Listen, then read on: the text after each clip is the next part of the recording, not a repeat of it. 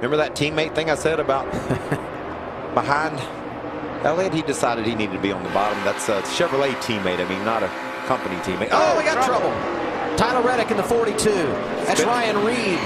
Garrett Smithley through the grass. Spencer Gallagher gets a piece of it. Oh, and they're still wrecking. William Byron. Kevin, you said it. You talk about mistakes on pit road, and look where that put Byron. Watch the 42. Off of the bumper.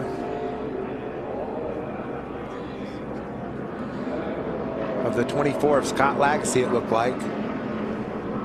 And then they just kept wrecking at him. Ricky Rudd gets the jump. He's the early leader.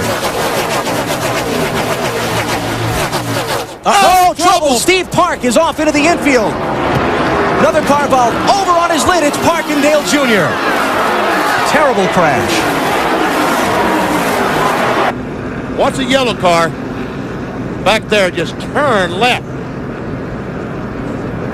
And when you hit wet grass, it feels like you pick up 200 mile an hour. But you can see how that barrier gave way when absolutely that car that barrier absorbed a lot of energy, and I'll tell you what, that nice to see happen. He doesn't want to be too aggressive on these tires and abuse the tires too much at this point in time. If that is indeed, they may be looking at left sides while they're getting fuel, depending on how long they're going to be out there. Yeah, that's what I would be looking at. Oh, trouble. Gosh, what a mark. Ryan Newman, hard into the wall. Michael McDowell, hard into the wall. Caution's out, caution's out. Terrible crash.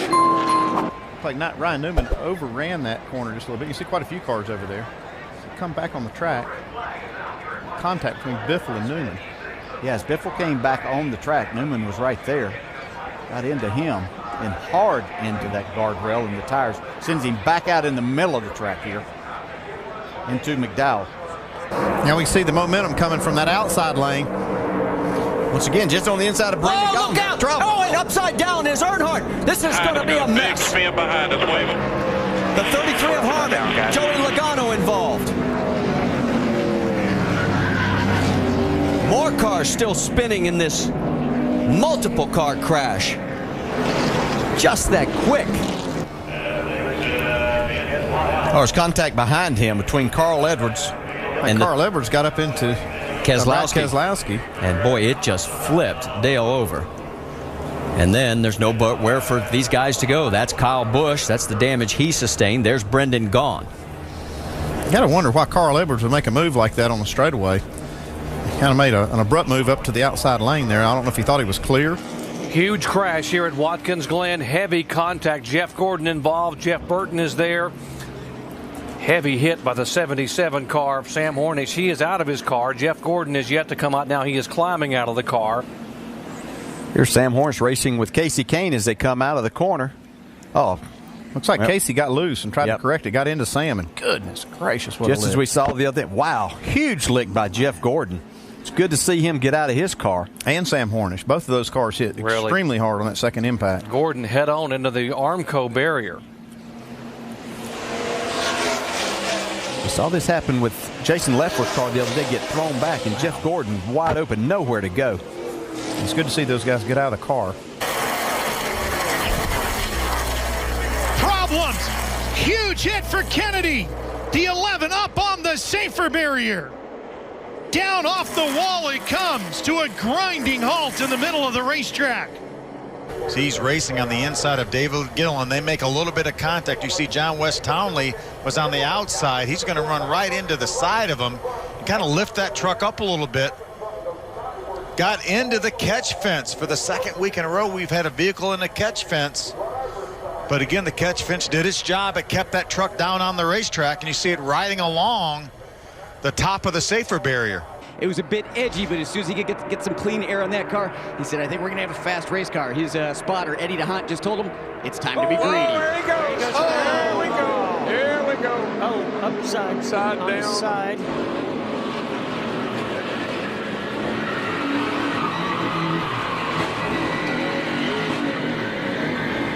I've been upside down at Daytona one time and slid on my roof just like that, with sparks flying, and I was just hoping at the last second it was going to roll back over so I could get out.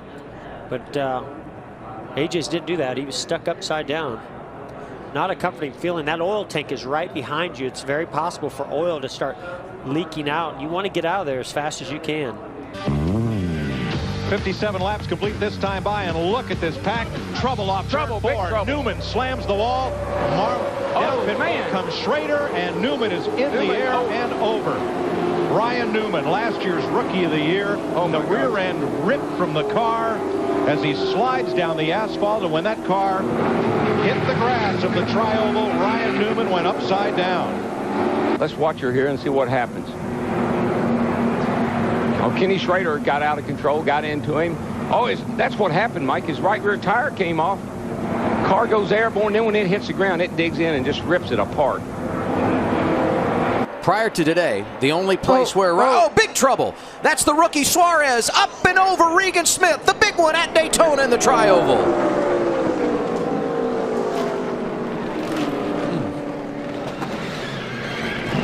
Let's see if we can see what happens. Kyle Busch was pushing the rookie, giving him a shove here.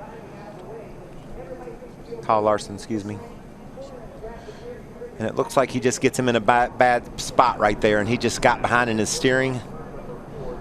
Yeah, he got too far to the right, and coming off of the corner right there, that car unloads as you come off of that banking, and it just took just a little bit too much, and that's that window that you have to push. Bad crash over in turn 2. Michael Waltrip has hit the wall hard. The car is upside down, and you can see the car is really torn up. Well, Jerry, I said it's sort of on its side, or boy, yes, it is upside down. Michael Waltrip's car begins to slip and slide on the outside and contacts the concrete wall nearly head-on. The car is sawed in half by that concrete barrier there. One of the most spectacular and violent crashes I have ever seen, Ed Jarrett. Jerry, I've been involved in auto racing for more than 30 years, and I don't remember ever seeing a car torn up this much. But Buddy Baker, who has a lot of sentiment on veteran observers, as one of the real... Oh, we have a problem. Throwing the tire. Bobby Allison with a horrible crash here on the front stretch. It has torn out a complete section of protective railing separating it. Alan Kulwicki becomes involved. Debris and is collecting other cars. There was a lot of debris in the front stretch. Kulwicki was involved. Richard Petty, I think. Right rear, it begins to shred. And the car goes out of control. You're at 210 miles an hour. You can see the right rear going. You see the debris there on the left-hand side of your screen. Earnhardt avoids Bobby. The car goes backwards. The aerodynamics get underneath the car, and Allison gets up into the fence. The aerodynamics lifted the car. They're not built to go backwards. Right underneath Harold Kinder. Harold, he stayed in there. Boy, I'll tell you, talk about a trooper. Kinder is right there. He's got the yellow flag out right away. And Kurt Busch trying to move to the inside and take that spot away and take the lead away from Newman, but Newman will have nothing of it. No, got trouble getting into 3, guys. Joey Logano. Big crash. Oh, he's upside down. Over and over, Logano goes between 3 and 4. No.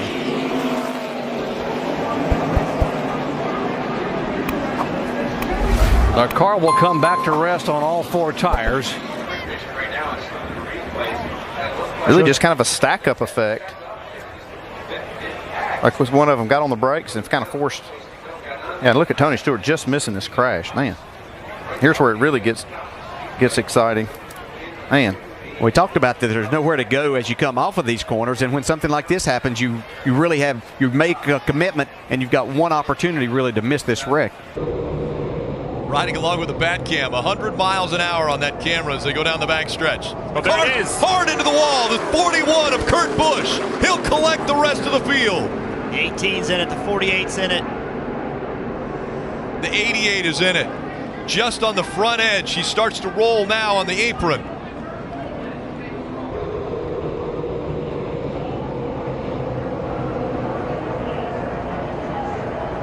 Just looks like the 78. Was that the 38 perhaps of David Reagan? Yeah, I think it was a 38.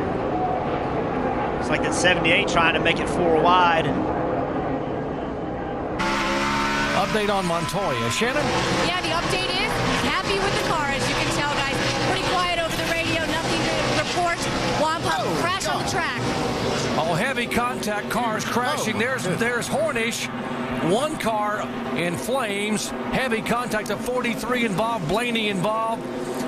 David Gilliland is heavy. The whole front of that car. Nothing you can do. Then Michael McDowell gets into the back of Gilliland, get into the corner here. Oh my goodness. Just a hard lap. Right across in front of Labonte, who backs that car into the guardrail. There comes the 77 of Hornish. Now you can see that. If somebody run out of fuel right there in the middle of that group, it would cause a huge wreck. We've heard, oh, here's a car upside down. Big time crash upside down. It's Ryan Newman. See Kevin Harvick there. Marcus Ambrose. Ambrose is there, comes across. Harvick stops, and Newman's car comes to rest upside down on its roof. We were hoping it would not happen, and here with 5 laps to go, indeed it has.